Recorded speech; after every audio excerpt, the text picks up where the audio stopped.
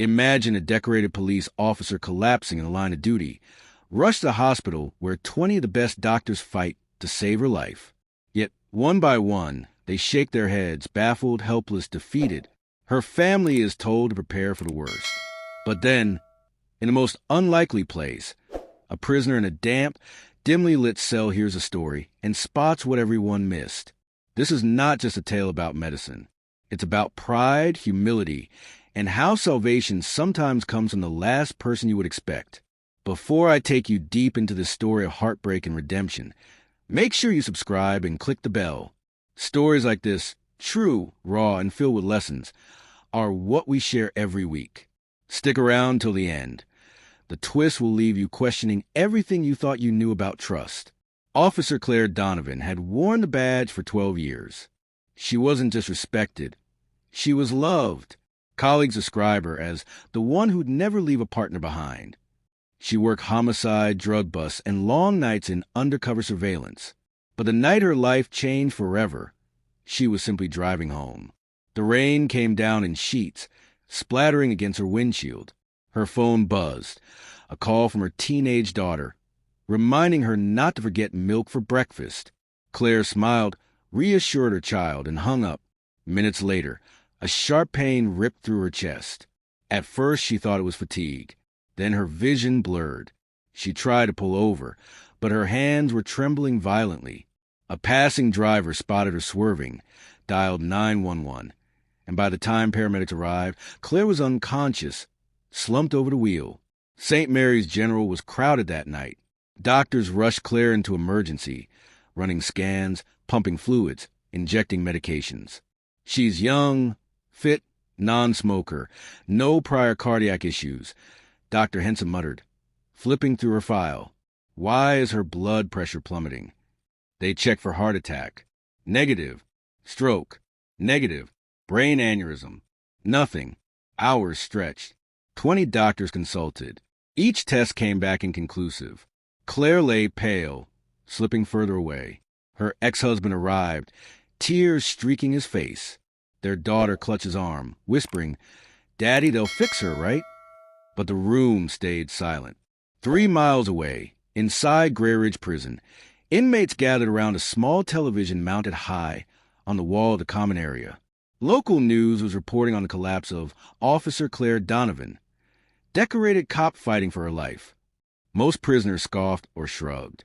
Cops in trouble rarely earned sympathy. But one inmate, Thomas Tiamero, leaned forward.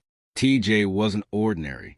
Before prison, he'd been a paramedic, a good one, but his life spiraled when addiction took hold. One night, driving high, he crashed into a minivan. A mother died. TJ was sentenced to 12 years. He carried that guilt every day. Now, staring at the screen, he caught a detail. Doctors remained baffled by Donovan's rapid decline. Symptoms include tremors, blurred vision, and uncontrollable blood pressure drops. TJ's eyes widened. He whispered, almost to himself, that sounds like...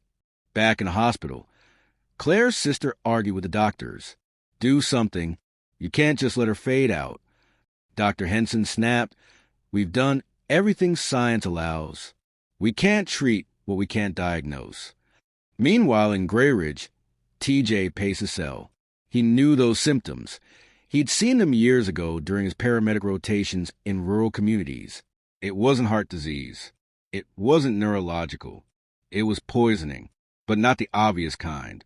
He remembered a case where a woman had inhaled toxic mold spores hidden in her home's air system.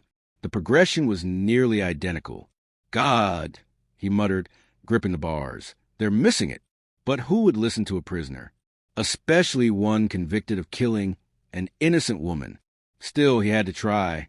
TJ scribbled notes on a scrap of paper. Look for environmental toxins. Possible mold exposure. Check lungs, not just heart. During his shift in the prison infirmary, he begged a nurse, please, just pass this to St. Mary's. Tell them it's from a former paramedic. They're treating the wrong system. The nurse hesitated. Prisoners made wild claims all the time, but something in his eyes convinced her. She faxed a note. At St. Mary's, a junior resident picked it up. She almost tossed it until the word toxins caught her attention. Desperate for answers, she showed it to Dr. Henson. He scoffed. "What? We're taking advice from convicts now." But Claire's daughter overheard. "If there's even a chance, please." Reluctantly, they ran a test. When results came back, the room fell silent. Claire's lungs were riddled with Aspergillus mold spores. The infection was releasing toxins into her bloodstream, mimicking neurological and cardiac failure. It explained everything. "She's drowning from the inside," the resident whispered. They immediately began antifungal treatment. Hours later, her vitals stabilized. Color returned to her cheeks. Claire opened her eyes, weak but alive. Her daughter sobbed into her arms. News broke. Prisoners tip saves officer's life. Reporters swarmed Grey Ridge. Cameras pointed at TJ, who stood awkwardly behind bars, unshaven, his voice low. "I didn't do it for attention. I did it because once I didn't save someone, and it ruined my life. This time, I couldn't stay silent." Public opinion split. Some hailed him a hero. Others sneered. He's still a criminal. But Claire, once she regained her strength, requested to meet him. In the visiting room, separated by glass, she looked him straight in the eye. "You saved me. I don't care what anyone says. You gave me back to my daughter." TJ swallowed hard, tears threatening. "I owed the world a life. Maybe this is a start." Months later, Claire returned to duty, though she carried an inhaler and strict health guidelines. She often told rookie officers, "Never think help can't come from the least likely place. Pride blinds. Humility saves." As for TJ, his sentence wasn't erased, but Claire advocated for him, highlighting his act of service. Eventually, he earned early parole. On his release day, a small crowd waited, not to jeer, but to thank him.